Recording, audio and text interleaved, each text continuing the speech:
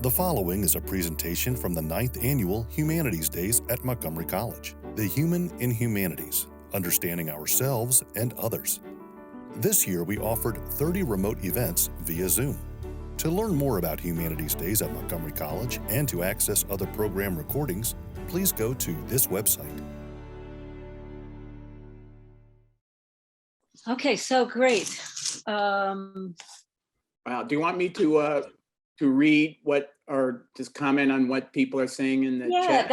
that would be great, actually. Yeah, because I'm letting people in still, believe it or not. Those people are late. Okay, no problem. So one of my students is offering a really nice synopsis of what Emma Goldman says. And we'll be talking about Emma Goldman. I think Emma Goldman is a nice intersection for both of these ideas, the ideas of feminism and ideas that related to anarchism. And says anarchy is the philosophy of a new social order based on liberty, unrestricted by man-made law, the theory that all forms of government rest on violence and are therefore wrong and harmful as well as unnecessary. So Emma Goldman, as I said, is a really good place to begin this discussion. There's actually, though, some interesting people that come before Emma. But what makes her really interesting, I think, is that she talked about her political views and how they related to freeing individuals who are oppressed by our capitalist and hierarchical form of government. And she combined that with her own ideas about free love and women's oppression. So I think that's a great definition. Genesis is, oh, I'm sorry, I'm skipping. Jesse is also, anarchy is the belief that the state is an unnecessary evil that restricts the freedom of individuals. There we go, great. Anarchism is the rejection of government and their hierarchy in society. It leads to unnecessary evils. I'm so glad to see all this stuff coming from my political ideology students. Bravo, right on. Dan, anarchism is the belief that most, if not all, the forms of hierarchy is unjustified. Yes, advocate. It does not advocate for lawlessness. That's a key point, which I'm going to get to in a few minutes. Yeah, and then Maya, anarchism believes the government is inherently corrupt, kind of reflecting what was said earlier. And now we have Lidette coming in with a definition of feminism, the advocacy of women's rights on the basis of the equality of both sexes, right? So do we have anybody else who wants to contribute or add to that definition of feminism, maybe? Anybody, doesn't have to be anybody in either of the classes, anybody. Oh, and Luisa gives us a little bit more on anarchism, striving for cooperation. Yeah, that's a key part, especially that we get into the hybridization of anarchism with syndicalism, which is growth of union, right? And the unions would cooperate. It's cool. All right. Well, it sounds like we've got a good start to the. So it's, but I'm curious about the people, other people who are not part of either class. What do you know about feminism? What is feminism? What does it have to offer you? Okay, so it's the ideology of humanizing, treating women as human beings in society. Beautiful. That's great. That's good. And it advocates for gender equality. Thank you. Yes. And Professor Wall says the radical notion that women are people. Yeah, that is a snarky, effective, definitely a definition. And then Aidan says feminism can range from a number of different ideologies. Yes. And the equality between women and men. And Kyle has Kyle's hand is up. Kyle. Yes. Sorry. I was just going to ask if I could say mine because I'm a really slow typer. Sure. But if you want to just put it, all I can say is feminism is the advocacy of equality for both sexes, but what exactly that means differs wildly depending on the person perspective, worldview, era. It's changed with understanding of gender lines, and what even being a woman or a man means. So it's more ambiguous and varied than sort of a catch-all definition. Thank you. Thank you. And Sean? Yeah, I was going to elaborate on feminism. Like, just in my definition, I think that feminism is the realization of in the past that women have been treated as second-class citizens, and in still today's society, women are still somewhat treated as second-class citizens. So the realization of that and advocating for women's rights to be treated as equals to men is a big aspect in feminism, and just realization of what's going on in our society with regarding equal pay, how we treat women, and all sorts of other things as well. Great. Thank you. Thank you. And women should have the same rights as men, to have the same rights and opportunities as men. Okay, so now we have a great, thank you. You guys are wonderful. It means women and men should be treated equally, and women not shut out or put at a disadvantage because of their gender. Exactly. So let's go to the PowerPoint, and I think those of you that can actually speak, because I think some of you are not able to talk today. Please go right ahead and jump in. I'll tell you quickly a little bit about what the students put together. They put together, and I added just a few things. They put together a PowerPoint about the history of feminism. Ashley, are you here? Yeah. Hi, my name is Ashley. First, I wanted to start off with the video. It's mainly about how the world, if we see it in the side of movies, there's only men on the previous or trailers. We don't see no woman on the title page. So this video will show how the world runs mostly under men. It's very short. It's like 2 minutes long. Thank you. Sorry. The Bechdel test, or the Mo movie measure, is a type of litmus test to assess the presence of women in movies. It originated from Alison Bechdel's comic, Dykes to Watch Out For, in 1985. Here's how it works. A movie just has to pass these 3 simple questions. The first, are there 2 or more women in it who have names? The second, do they talk to each other? And the third, do they talk to each other about something other than a man? It's quite extraordinary, actually, how many movies don't pass this test, because it's not even a sign of whether it's a feminist movie or whether it's a good movie, just that there's female presence in it and that they actually are engaging about things other than men. To prove that this is actually a systemic problem and not just a few movies here and there, I'm going to show you a couple films that don't pass the test.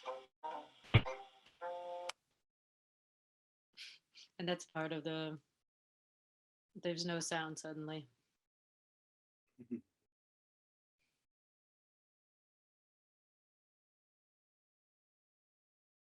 You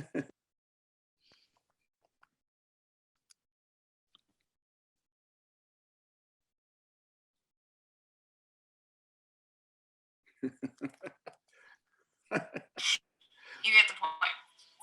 This is only just a few films out of the many films that don't pass this test. When I call it a systemic problem, what I mean by this is that it's not just a few people here and there that don't like women or don't want women's stories told, but that rather the entire industry is built upon creating films and movies that cater to and that are about men.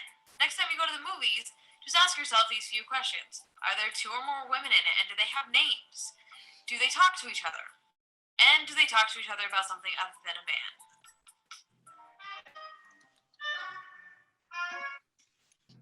I don't know who's is this also you, Ashley? It's me. Hi, my name is Emily. I'll be giving the definition of feminism. Feminism is the advocacy of women's right on the grounds of political, social, and economic equality in men.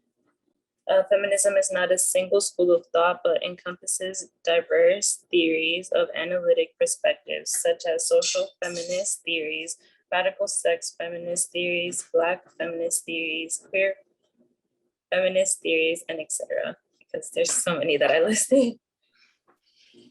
Well, they're important though. Trans feminist theories, feminist disability theories, and intersectional. Who's responsible for this beautiful slide? I'll go ahead and just say it. Thank you. The different types of feminism, there are many different types. There's approximately more than 11, but these are the most 11 ones that are seen. Different types of feminism are different opinions on how many type of feminism categorize them. So some of them are liberal feminism, Marxist feminism, radical feminism, anti-porn feminism, sex positive feminism, separatist feminism, cultural feminism, womanism, post-colonial feminism, and ecofeminism, and grilling feminism. Right. So each of these is a different. It approaches the problem of the issue of oppression and liberation differently depending on what they see as the problem. So they all have different ways of approaching social change. So who's talking about the first wave of feminism and what it means? Me, Zaira. Hello. Okay, so in the first wave, it happened during the 19th and 20th century. It was like the earliest period time for any feminist movements and activist movements in the US. The first organized feminist political activism involved campaigns for vote and equality. The major concerns for the first feminism wave, which would mainly focus on education, employment, the law of marriage, and the right to own property. The first waivers would march, lecture, protest, and face arrest and violence as they fought for that right to vote. Then later in 1920, the 19th Amendment was passed, granting them the right to vote, but it was still restricted for some women. For example, Black women still didn't have that chance, and they had to continuously fight for that. Yes. Until 1965. And who's the second wave? Do you want me to read the second wave? Sorry, that's me. Sorry. Hi, you guys. My name is Kariatu. And Hello. the second wave of feminism is often debated what year it really started. It mostly started around the 1960s, ended late 1980s, early 1990s. Most people argue that it began with Betty Friedan publishing The Feminine Mystique. And it really talked about the problem that has no name, quote unquote, the general unhappiness of American women in the 1960s and 70s, because coming back from World War II, it's like women, they were done with the war, and it's like they had to go back to their homes. A lot of women didn't want to. So it's like jobs. The only job that they could really do were teachers, nurses, feminine-based jobs, and women weren't happy about that. And another big thing that really happened was a lot of reform laws and problems like Contraception, Equal Pay Act of 1963, Civil Rights Act. It's all of those were being brought to the forefront of the March on Feminism, and it's all of that was being paid attention to. Now we have to change these laws so women can finally start to be equal in the eyes of the law with men. Mm-hmm. So a lot of change legally. So if women were being mistreated, perpetrators would deal with legal action. So Good. That's what mostly the second wave of feminism was. Professor Taylor? Yeah, yes. We have a question from Genesis.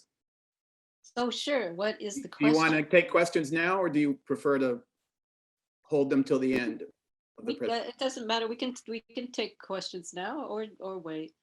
Okay, go ahead, Genesis. Yes, I had a question about the report from President Kennedy. What was that about? I've never heard of that. Report. Okay, so his what is it called when the president, like I don't want to say the cabinet, but like they came out with a report on how, on like women and how they were treated in America in America, like since it basically started. So they came out with a report on that. And after the feminine mystique came out, that's when all of the reform happened with like legally, like how women were legally unequal in America with men. So that's what the report was really all about. Yeah, presidential cabinet. That's good. Yeah, presidential cabinet or administration. Yes, Yeah, his yeah, administration, right. So he was like, he was spreading awareness about the inequality of women. Yes. Exactly. Oh, okay. I never knew that. Mhm, Oh, wow. Yeah, Kennedy was that guy. He really. Yeah. That just added to my own view of him. Okay, thank you. Thank you. Thank you. That was a good question. And third wave. Third wave of feminism that started in the United States in the early 1990s and continued until present day 2010. They still were fighting for the feminism rights because not everything was actually put out. They fought for sex and body positives and the violence and harassments that female pass through. Yes, that so things like Take Back the Night, yeah, sex positive magazines, positive body image stuff, all of that came about in the third wave. And who's doing the fourth? I added something in the fourth. It is important to know that the fourth wave is not acknowledged everywhere, but it does represent everything that happened after the third wave. Some believe that it's more of an online wave, others believe it's man bashing, rape culture brand of feminism to be the fourth wave. Fourth wave feminism is a feminist movement that began around 2012 and is characterized by a focus of the empowerment of women, the use of internet tools, and intersectionality. The fourth wave seeks greater gender equality by focusing on gendered norms and marginalization of women in society. Thank you. So we have another just quick video that encapsulates the history, and then a few slides that I think will lead us into the anarchy discussion, where we can kind of try to pull it all together. I'm pretty sure that's what we have, unless they figured out something else they wanted to say. But this is another really short video of the waves of feminism, 1 minute and 38 seconds.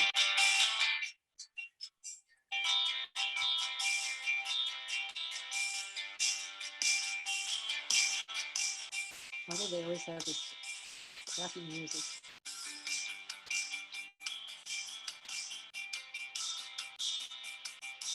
I love these old pictures though, where you can see like what they looked like, what they were wearing, where they were standing, what kind of signs they had. Look at those hats. 1848.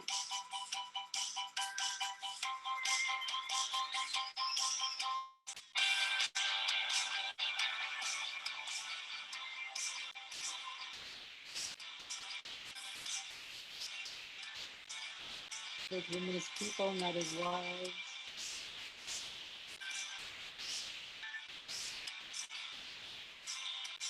The ERA, which is something that never passed, with the Equal Rights Amendment.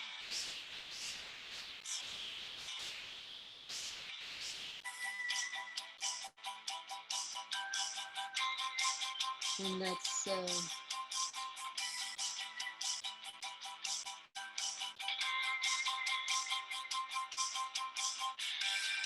Sex and the City.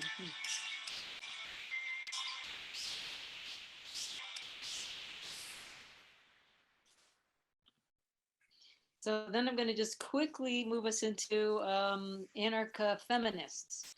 So anarcho-feminists are people who combine the interests of anarchism and feminism to take a really radical cultural socialist, but and beyond, to critique domination itself. And here's a picture of Emma Goldman, who I know that Professor Smith's class is going to be talking about. Women's liberation, women's true liberation, individual and collective, lies in her emancipation from authority and from the belief in authority at all. So that's what's important about anarcho-feminism. It has three major principles: belief in the abolition of all authority, hierarchy, or government, belief in both individuality and collectivity, and then belief in both spontaneity and organization. So it has a bunch of different kind of in some ways contradictory ways of approaching social change and oppression. And there was a pretty cool video about Emma Goldman that I'm not going to share, because I think we'll learn more from each other than we will from it. But I can share it in the chat area later if anyone's interested. And this is just an image that kind of depicts what anarcho-feminists are all about, which is men, women, get rid of nuclear power, nuclear weapons, and nuclear disarmament as being something to protest. Is there anybody in our class who wanted to add anything to any of those things? I just wanted to pick out maybe a good closing question that comes from Maria. It's in the chat. She wants to know about men bashing, and hasn't men bashing always been part of the supposed landscape of feminism? She says she's heard that complaint since for a long time, right? Since the 90s. So men bashing, was that part of feminism? Yeah, I guess it's been alleged to be a part of feminism. Yeah. I was sort of asking my students to try to jump in about the fourth wave. Oh, interesting. I hadn't thought that, but that's because it could be because I'm an academic and it didn't occur to me. The Me Too movement is part of the fourth wave. Yes, it definitely is. Is that about men bashing? Question is more like, can you hear me now? I don't know if Maria wants to maybe can speak to the question better, but I'm guessing it's about, that's one of the pushbacks on feminism, that it's not about women's rights, it's about bashing men. Am I capturing that sentiment right? I hope. So what I was getting at is basically, I've lived outside of the US when I was young, and I've lived here since early 90s. And I've always heard that, feminism this is not my thought, this is what I've heard people say, but feminism is just trying to go against men and bashing men, et cetera.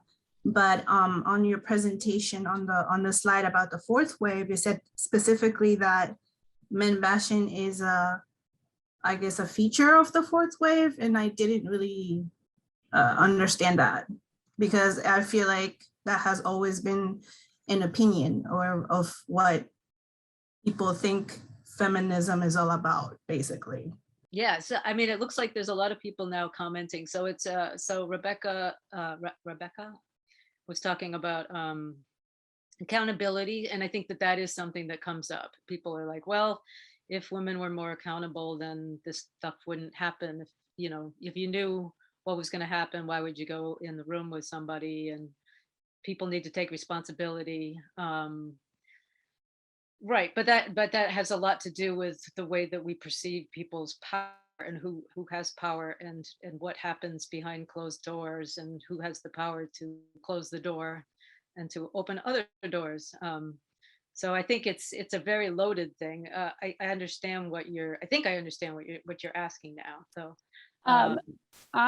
sorry to interrupt. I just wanted to clarify that I meant that the Me Too movement was more about accountability than man bashing. Got it. Okay, good. Yeah. Yeah. Okay, good. Thank you. Yeah. That's it. That's exactly it. Yes, good.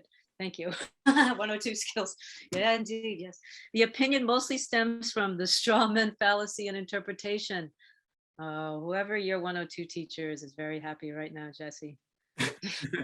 And then we've got a couple of hands up. I think I saw Yeah, Brian. go. So yeah, but definitely speak. Yes. I think I saw Brian first, and then Sean. I just have a question when it comes to. I just saw the anarcho-feminism part of the conversation, and I'm just wondering how that would work. By my understanding, anarchism is basically people coming together to basically solving the problems inside the community, kind of thing, right? And to my understanding, unfortunately, when left unsupervised, what history has shown us is that men usually oppress women. So how would the anarcho-feminism work without, like, I'm just saying, like, history has shown that when left without supervision, men have gotten the upper hand.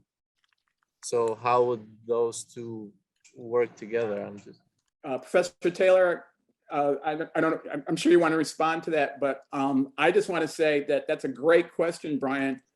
And I think we should start with your question after we talk about the anarchism piece, because that's when we're going to put these two together. So I think that as a great, so if I forget, please remind me. Yeah, and actually it's one of the reasons I wanted to wait on this, on my last few slides, because I think that we need the anarchism, and then we can talk about how they work together. Yes, I agree. And then Sean, did you want to say something? I think I saw Yeah, you. I was gonna elaborate on like the Me Too movement. I don't think the Me Too movement is like so like is like men bashing or like trying to like just cancel everyone. I think it's a sign of accountability and realizing that there was a time where men were able to do certain things to women, and they were able to get away with it. And now women have the voice, and they're able to speak out against this. And so now they're saying this is not right, this is not correct. It's not so like, it's not, for example, like just saying, oh yeah, this person is a bad person or this person's not good.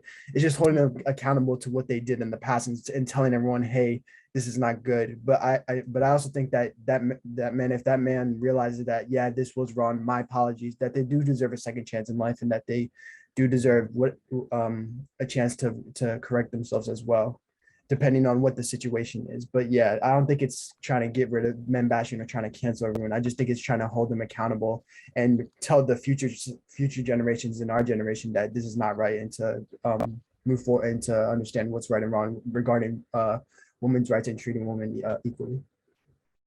That's great. Thank you for that. Thank you, Sean. So Professor Taylor saying we should move to anarchy, but I see 4 hands up. Yes. So maybe we'll just take one more and then go to anarchy. Sounds fair? And so I'm going to ask, since Dan has not spoken, I'm going to ask that Genesis, we've heard your voice a couple of times, and I love hearing your voice. I want to share the floor so everybody gets a little bit of time. So maybe Dan can speak, and then we'll go into anarchy, and then we'll go from there. Man, I was gonna like strongly disagree with Brian's statement and say why, but I'm not gonna get into that now. But what I wanted to say earlier was like the reason why there has been a pushback against feminism, I think that's usually just a reactionary response whenever there's like social progress or social movements.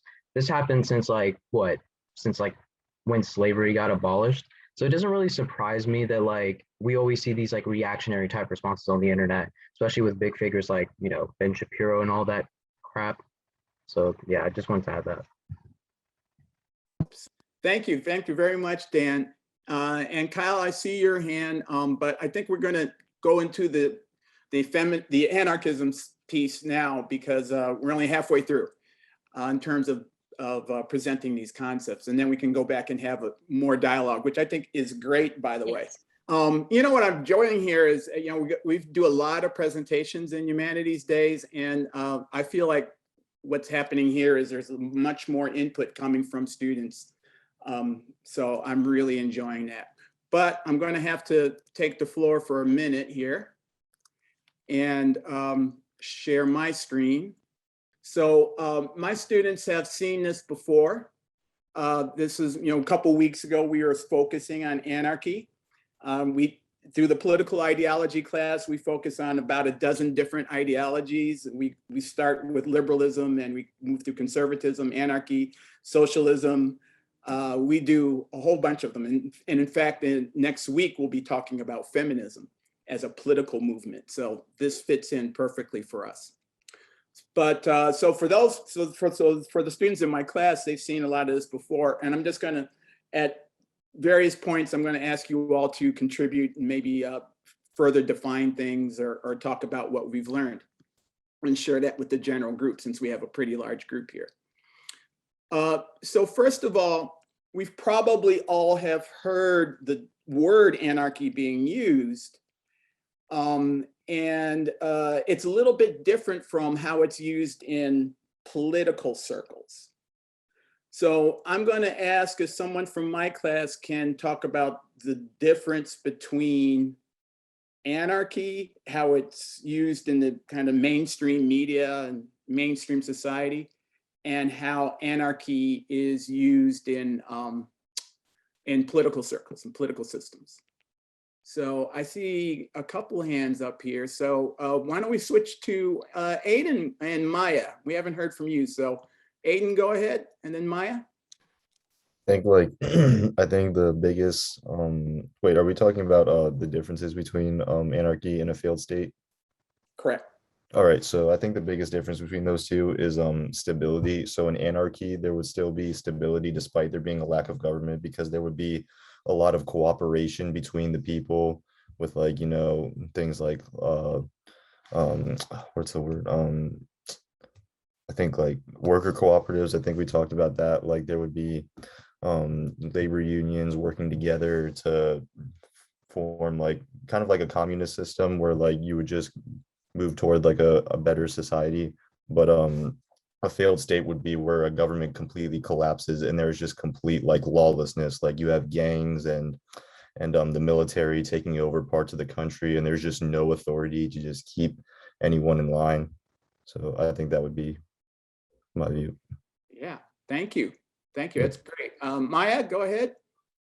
This is going to be pretty similar to what Aiden said, but so a lot of times anarchy is used to mean lawlessness and kind of chaos. Anarchists believe that humans are naturally cooperative. They are very good at working together and living harmoniously, but the state messes with that. It corrupts them and is the reason behind so much of the conflict we have. And so anarchy really is like a more harmonious society, or that's what they advocate for. Great, that's great. That's good, thank you. And I like to pick up that word that Aiden uses is key. I think he said lawlessness. So when we hear that word about a particular place in the media, like for example, Somalia a few years ago, the government collapsed and there's disorder and it's the law of if there's any law at all, it's the law of brute force. Whoever's got the most guns and has the most biggest street gang or whatever prevails and controls that section of the city. But there's no central government, there's no recognized authority. So we often think, when you hear anarchy in the media, they're talking about a chaotic failed state. But anarchists are very principled. They're very structured in how they want to proceed. So that's what we need to keep in mind. I include a definition here from our textbook that we use for this class. So one of the things I want to point out is that the interesting thing about anarchy and different ideologies that come into being in the late 20th century are more diverse in terms of gender and people of color than we saw in the previous ones, right? So if you go back to the Greeks, you see Plato and Aristotle, and then if you move into the 17th, 18th century, you have Rousseau and Montesquieu and Locke, all white males. And even up into Marx into the mid 1800s. But then you start to see in the late 1800s, you start to see the voices of women coming up and people of color. And this is where I like to give a shout out to somebody who's probably not very well known, is Lucy Parsons. And Lucy Parsons lived in the late 1800s up until the middle of the 1900s. And Lucy Parsons would begin her speeches by saying, "My name is Lucy Parsons, I'm an anarchist." So, she was very upfront with where she was coming from, and has a very interesting background. She had African ancestry, African-American ancestry. Probably she was a descendant of slaves. Although in her life, interesting enough, she never claimed that ancestry. She claimed Native American and Mexican ancestry. And she would also often go by her middle name, Lucy Gonzalez Parsons. But or actually her family name, Parsons. But she married Albert Parsons in 1871. Now, they lived in Texas, but it was clearly an interracial couple. And in the late 1800s, in many parts of the United States, that was actually banned. So they faced persecution of all sorts in Texas. They moved to Chicago. Now, Albert Parsons becomes a union activist, and he is involved in what's known famously throughout the world as the Haymarket riots in 1886. What happened was the unionists were planning a rally in support of better work conditions. Somebody, to this day, we don't know who, threw a bomb toward the police who were standing guard at this rally. And about, I believe it's about 6 of them were killed. And as a result, some of the organizers of the rally were held as being responsible for this bomb that was lobbed. And Lucy Parsons' husband, Albert, was executed. So while he was on death row and they were waiting for his execution, Lucy spoke out throughout the country, wherever people would receive her. And she was talking about how this is unfair and union activism was a way to uplift workers, and that the capitalist system and the rich, the wealthy were oppressing them, and so on. Later on, after her husband was executed, she was involved in this case of the Scottsboro Boys, the famous African-American boys who were accused of raping a white woman. And though there was scant evidence that they actually did it. Active member of the Communist Party. She died in 1942 in a house fire. Authorities confiscated all of her books and letters and papers, and we lost them. Maybe that's one reason why we don't hear more about her. But she's very interesting. And one of the last things I'll say about Lucy is that she had a kind of a blind side, right? She was very oriented toward helping the white labor working class, but she never recognized systematic racism and segregation against African Americans, which makes, to me, that makes her a more complicated and interesting figure. Like, why would you be recognizing class, but not recognizing race as a systematic form of oppression? But that's where it is with her. So again, if you ever have a chance to explore her life and look at anything else that she was doing, I would encourage you to do that. I just wanted to put her out there because she actually predates in many ways, although they lived contemporaneously, but in terms of publications and things, Lucy Parsons was out there before Emma Goldman, right? And along comes Emma Goldman as this very outspoken woman to talk about anarchism.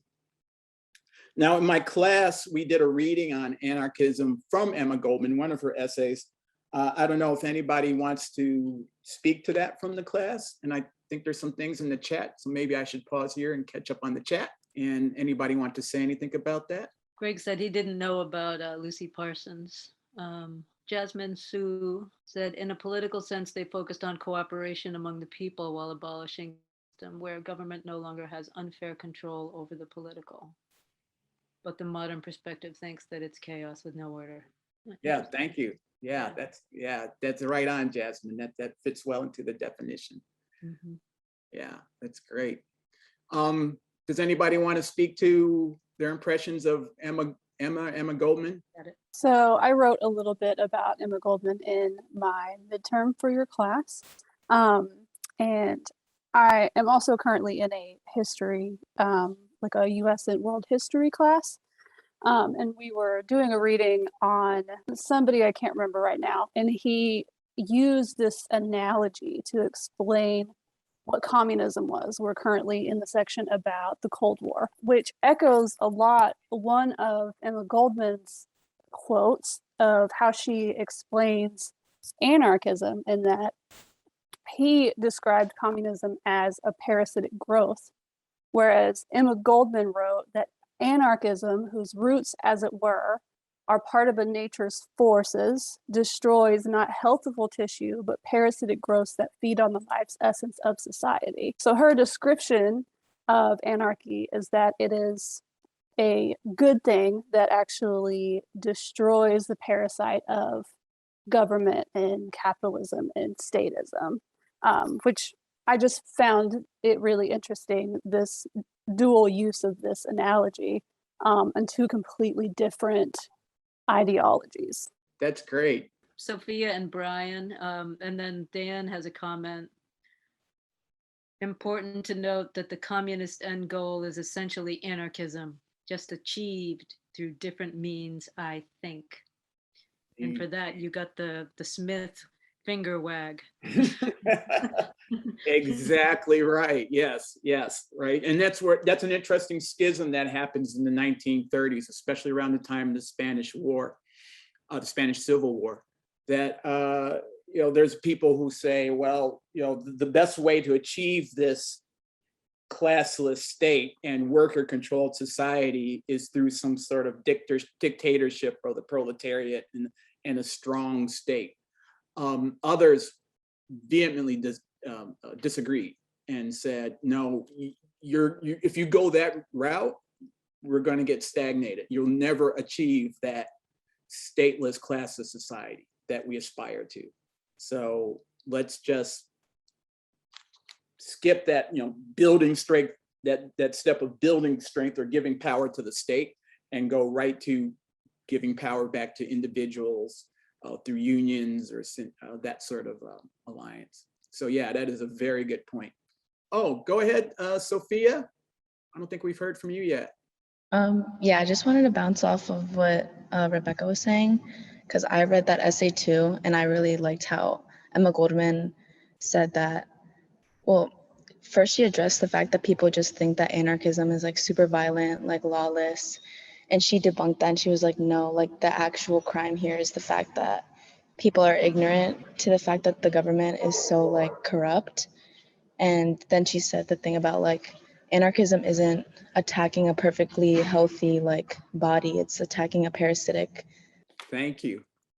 Yeah, so good.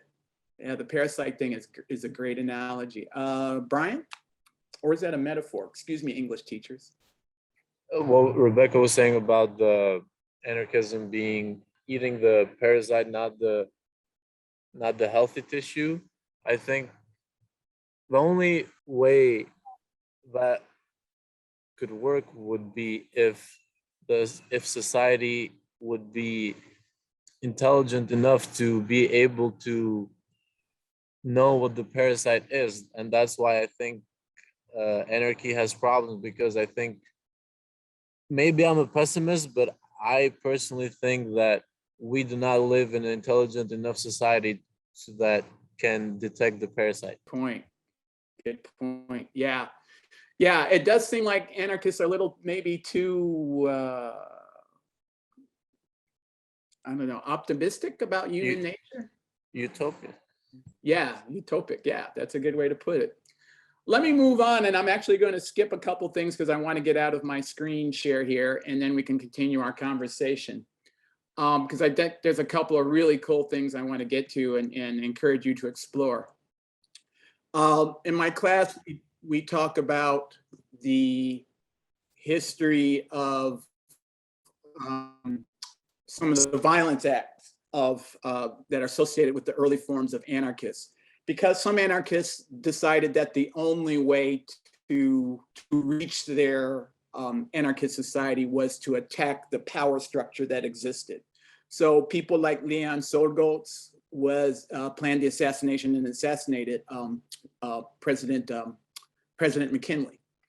Right, he's the third president to be assassinated, and Solgoltz was associated with anarchism, and decided that this is the only way we can go. There was a bombing in 1920 that anarchists were accused of committing this bombing on Wall Street in New York City. And they put about 100 pounds of dynamite in a wagon and then detonated it. And it ended up killing about 40 people. Anarchists were accused of it. The method, the forensic evidence suggested that it was an anarchist who was responsible for this, but they never charged any. They investigated people, but they never charged anyone or arrested anyone to this day for this, over 100 years now. So these anarchists were quite upfront with the need for some kind of violent system. Even going back to Lucy Parsons, she said, there's going to be violence. This is the only way that we can deconstruct this hierarchical capitalist structure that happened. It's pretty amazing for a woman of color to be saying those things in the late 1800s. Pretty daring. Also, I've got to mention my boy, George Orwell. Those of the people in my class will know how fond I am of homage to Catalonia. George Orwell, famous for writing Animal Farm in 1984, also spent time in Spain during the Civil War. And there were actually groups of anarchists fighting against the fascists in that Civil War. George Orwell is on the side of the anarchists, and he did a wonderful breakdown in his book about the difference between the anarchists and the communists and what they're fighting for and what the fascists are doing and how it looked on the ground. Like, how would an anarchist organize an army? We think of army as being very rigid structurally, right? With colonels or majors and generals, and then down to enlisted men and enlisted women. But he breaks that down in a wonderful way. So I encourage you to look at that. What I want to get through here finally, and I just have these are mostly pictures. About 6 or 7 years ago, a student came to in this political ideology class and said, Professor Smith, there is a cafe and bookstore in Baltimore named after Emma Goldman, and it's run by anarchists. And I said, you're kidding me. And she said, no, it's, if you Google it, you'll find it. And sure enough, I did. And I went there. This is their old location on North Avenue. Those of you familiar with Baltimore, North Avenue kind of runs through the middle of Baltimore. But they since moved to Cathedral Street. And there's a link here. Maybe I'll put that in the chat later. And so I went there to investigate what this place was like. So it's a bookstore and a coffee house, but it's ran along with anarchist principles. So the anarchism that was supposedly going to happen 100 years ago with this general revolutionary has pretty much disappeared. But we see people who are still organizing around anarchist principles, interestingly enough. And so I go there and I'm hanging out, and I had to go to the restroom. So I saw this on a clipboard on a table by the restroom, and I was like, oh, this is perfect. So I took a picture there looking for new servers. And imagine if you ever applied for a job at Starbucks or someplace, or McDonald's or someplace like that, you probably wouldn't see this kind of language on the application. They're looking for a new member in our worker owner track, which means we are looking for someone ready to make a multi-year commitment to growing a democratically self-managed worker cooperative and radical political project, and excited about growing to a role as an equal owner of the business. They don't have an owner the way we think about an owner or a franchise owner. They don't have a supervisor. Well, there are supervisors, but they don't have managers the way we think of like a manager as a full-time managing position. They were not organized that way. And they talk about, it's a chaotic collective, and that's the way they want it. So eventually, I was able to take a group of students there. Oh, wait, sorry. First of all, I wanted to show you their books and some interesting language there. And I was especially attracted to this T-shirt in the middle. And also the one over to the right where it says anti-fascist no pasaran, which comes from that slogan, no pasaran, comes from the Spanish Civil War. But also Antifa, right, is a part of this. Like, so if you think about fascists being very oriented toward hierarchy and structure and recognizing the nation, the anarchists are on the complete opposite side from that. So you see an alliance between Antifa, that we call, and the anarchists here, and many other things displayed there. So, there's so many comments in the chat. Let me get done here. Last couple things. So I did take a group of students to see that. And we went on a tour and we met with some of the workers and the students from it. These are all students from MC. We got introduced to like, how do they deal with a new employee who's a slacker or doesn't show up with their shift? What happens with tips? How do you deal with any extra money? What we generally call profit, and I can talk about that later. And again, you see it in things like the Mondragon, which is a large conglomerate in Spain. They make all sorts of things, construction equipment, major appliances. They actually do construction, real estate development. They do all sorts of things. It is a worker or owned conglomerate. And there's a link for that there. Ocean Spray is also similarly organized. If you're into cranberry juice, Ocean Spray is also a collective or a cooperative. And the last thing I'll say, and then I'm going to stop the share, is if you ever have, this is one of the best short descriptions that come from Monty Python's famous movie, Monty Python and the Holy Grail. If you have parents who are older and cornier and into that kind of British humor, then they've probably seen this bit. Maybe your parents forced you to sit down and watch this.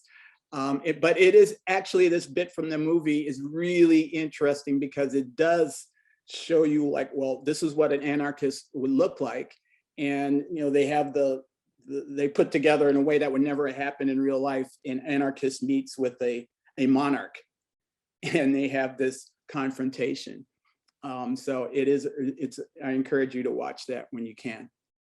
You can also search for it, if you do that. And by the way, many members of the Monty Python troupe, political science or history majors when they were in college at Oxford or Cambridge University. So let me stop the share now because there's so many questions and comments.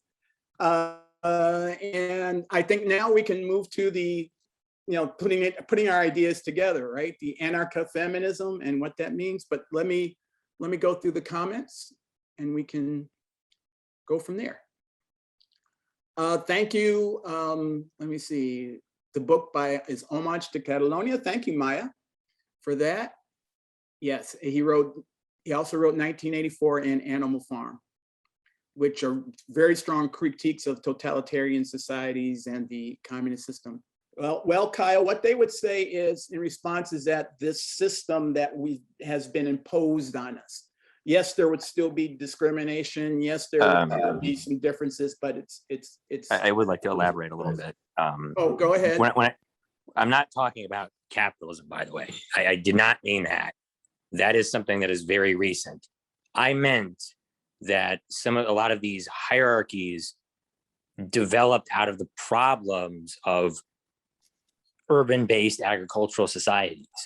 That's what I mean, is like the human nature isn't really the issue. Human nature, like you look at hunter-gatherers, that yes, there isn't a lot of these inequities and problems. But a lot of what we're dealing with is just comes from that particular organization of society in these big, massive urban centers with, labor being distributed. And so that is going to be very difficult to apply that same anarchistic ethos to the way that things have set up. You know what I mean? I hear you. Yeah. And there almost needs to be some, and that's what kind of the point I was making on Brian's point is I don't think it's human beings that need to be regulated. I think there needs to be some regulation to compensate for the effects of this particular basic structure, unless things are winded down, way down, because and I'm not opposed to that. I'm just thinking it would take a long time because that would require minimizing the way the population is growing. It would require cutting that down because right, the system is almost forcing itself to be a necessity by creating the need, the demand. And right. I'm not saying that it's impossible to fix it. I'm just saying it would take a significant amount of time because obviously human beings have a pretty massive population right now, right?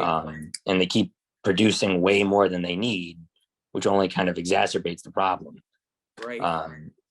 So I think until then there would need to be some type of regulatory body to force that change that to prevent it from going in that direction.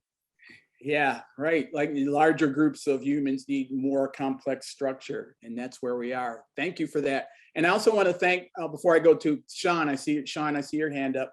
But before I go there, I want to thank Professor Taylor and somebody from my class putting up the name. Yes, it's redemma.org. And I haven't checked in on them since COVID, so I trust they're still there.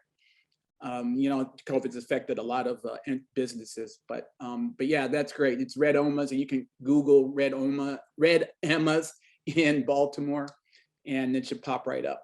And then the book I was mentioning was called Homage to Catalonia by George Orwell. That was his pen name. So yes, that's the address, 1225 Cathedral Street. That's where it is, right in the heart of Baltimore, right next to the Symphony Hall, the Meyerhoff Symphony Hall in Baltimore. So it's easy to find. So yeah, thank you for that. Sean, you want to go ahead? Yeah, I was gonna refer to Emma Goldman a little bit and talk about her. And like when I did the reading and also did like a little bit more research on her. And one of the things I found interesting was her views on religion and how that related to her views on anarchism, and how she always viewed that religion, they tend to care about the non-wealthy people or the poor people or the people in the low class. But then at the end of the end, they don't really rely on the promises, such as like politicians. They value the religion such as Christianity so much, but then when they go to vote for certain legislation or certain laws that say that would help the poor, the people that make lower income, they tend to vote against it. So that's another thing that I thought was interesting about her and why she was such an anarchist, because how people who valued Christianity so much would take their views and just go completely against it when they went into politics. So yeah, that was pretty interesting. That's great. Thank you, Sean, for that. And thank you for pointing that out, because that's a nice link to Orwell too, because Orwell in Homage to Catalonia points out how the Catholic Church has been a tool of the oppression used by the bourgeoisie against the proletariat. So he says, church is like one of our enemies. He's in the context of Spain, he's talking specifically about the Catholic Church, but I guess you could apply it to religion in general. Yeah, that is a very good point. Thank you. And now some more things are coming up in the chat. I don't know if Professor Taylor want to say anything about, oh, you're saying something here about mujeres libres. That sounds interesting. Just a few things about the anarcho-feminist productions, including yes, that film, and my Spanish is awful, so I'm not gonna try to do it. But I can say Susan Brown and eco-feminist Starhawk. So, but there are a lot of connections between the two that I think they both are against domination in the most profound way. And they both, I think, believe in, they're relatively optimistic about the fact that we can change the way that we behave towards one another, and not have systems that oppress us. So that's how I think they're connected in a way. Freedom fighters, thank you. Thank you. And I want to go back to the chat, if I may. Rebecca said some very interesting things. I guess this is a quote from Emma about religion. So that speaks to what Sean was talking about a minute ago. Real interesting about that perspective they had on religion. I would say that the Catholic Church especially has shifted with its focus on liberation theology, but that came much later, much later than when Emma Goldman was around and George Orwell was around. Mm-hmm. This recognition that there has to be some social justice element to their teaching. Yeah. So what else did? Oh yeah, Brenda mentioned freedom fighters, and Professor Moore mentioned the first wave of feminism. And there's an excellent film called The Iron-Jawed Angels. Yeah, yeah. Great. And then Rebecca, I like that the anarcho-feminism, seeing the state as inherently patriarchal and therefore supporting its abolition in order to achieve the goal of equality. Yes. I'll just say, I see Dan's hand. Okay. I'll just say that that's one of the things they saw. That early version of anarchists said, you know, capitalism is upheld by the state, and the state is upheld by capitalism. And so combined together, you have this kind of iron base, and you can't deal with one without getting rid of both. You got to deal with both things. So that's great. I know I want to say one other thing, and Sophia, I hope you're still here, but let's go to Dan.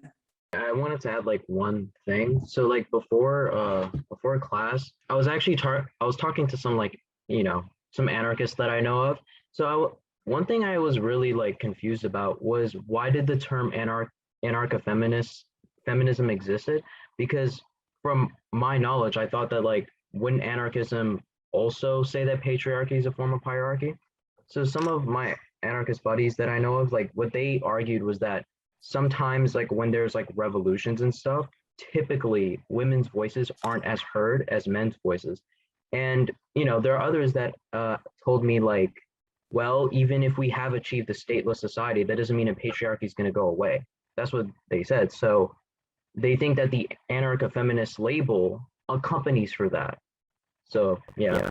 So I just wanted to add that. Great, Dan, thank you. So there's some recognition, I think, and just judging by the books I saw in Red Emma's bookstore, I think that's some recognition among some thinkers in anarchism, is that you have to address these groups that have been marginalized, even if you create this stateless economy, you're still going to deal with social issues like racism, like sexist societies, like homophobia, things like that are still going to have to be addressed. Kind of different from where Lucy Parsons was coming from. Lucy Parsons was quite different. She didn't recognize those kind of race or ethnic issues. She focused on class. But I see the more modern anarchists are recognizing those issues there as well. Yeah, and Professor Wall, the patriarchy is so entrenched. Yeah, that's right. We still have to like figure out a way. And when we talk about feminism in my political ideology class, we point out that, you see, whether in the 20th century, you can see there were Marxist Leninist states that were still sexist, and there were liberal democratic states that were still sexist, and there were totalitarian states that were still sexist. So it's like we still had a lot of work to do, even though we did this new thing superficially. Heck, even I was just hearing a story about how the Black Panther movement and many of the advocates in the civil rights movement in the 60s were patriarchal in nature. So, yeah, there's a lot of work to do there. Any other comments or opinions or suggestions on anarcho-feminism? I see Kyle, and then, let me go to Brenda in the chat. Oh, I like that phrase. Don't seize power, but abolish it. That's a pretty powerful thing to say. I like that. When they're in control. People are only free when they're in control of their lives. Yep, that is great. I might use that though. Don't seize power, but abolish it. That's pretty cool. Go ahead, Kyle. Oh yeah, I wanted to add to kind of Dan's point, because I think he made a really good touch on how in certain revolutionary movements, men has the voice, and the anarcho-feminism is a response to that. And I think that's a trend with revolutionary groups, is people that are less affected by specific forms of oppression usually jump on ending the state as a catch-all goal. This will solve all society's problems, and they forget that elevating the people that are affected by this oppression is also a huge part, and that will take a lot of time and a lot of work. And usually, with more white revolutionaries and white liberals, and that's usually more of a trend than you see, is where they want a simple end the state and that fixes everything, and they don't realize that that is just a part of it, that working to actually slowly break down all these ingrained systems of oppression that affect all these people is going to take a long time and a lot of hard work. And that's why you have these sort of tension between the dominant kind of the white protest groups and these other revolutionary groups, and this sort of failure to communicate, because the people that are in the dominant position don't quite understand, they don't quite get it. And so I think that what he said, it really kind of was touched on that. Yeah, thank you, Kyle. As well said. Yeah, we have a long way to go, and I have to give the credit to the anarchists for that. And I also will say that I think anarchists recognize that it's really hard to get a completely flat structure, where everybody's equal. But let's try to minimize those differences. So right now in our capitalist society, there's these huge gaps between rich and poor, right? And so maybe anarchists should just get that down to more flatter. That would be a big improvement. Maybe we'll never get to totally equal, but at least we could move in that direction. It would be better. Then some people mentioned, or Professor Wall mentioned some things that are happening in Montgomery County with anarchist forum groups. So that sounds great. I'd love to hear more about places like that. And some in DC, I guess. I've never heard of Remora House. Yeah, me neither, actually. I've heard of Food Not Bombs. There's also a Bike Not Bombs, which I go to frequently. Yeah, my take is that they seem to spend their time not so much talking about anarchism, though. If you go to certain events, they'll have zines and stuff that you can read, but that they spend their time feeding people and distributing school supplies and stuff like that. And so I knew about these groups just from following them on Twitter, and then going to events and stuff. And I had no idea that they thought of themselves as anarchists until they started talking about anarchism. So I thought that was interesting. Yeah, that's great. Yeah, that's when I highlighted Red Emma. Thank you for that, Greg. That's why I highlighted Red Emma's, because it's okay, they're organized around collective anarchist principles, but they're not out there trying to they don't call themselves the anarchists, right? It's more like we use that philosophy to organize and show where we want to do it, but it's more like they're a model for how an anarchist society would be, rather than trying to lecture or speak on it. Right. Yeah, exactly. Yeah, so that's good. So that's very interesting to hear about all those. For staying, don't forget to do the survey. It was great to hear from your students, my students, and our participants. Y'all did fabulous thinking. Thank you, my students. You guys were terrific. I appreciate your time and your energy and putting it all together, and hashing out some tough ideas. Yes, so thanks. Big applause to all the students who contribute so much to the concepts of the conversation. Yes, absolutely. All right, ciao, everybody.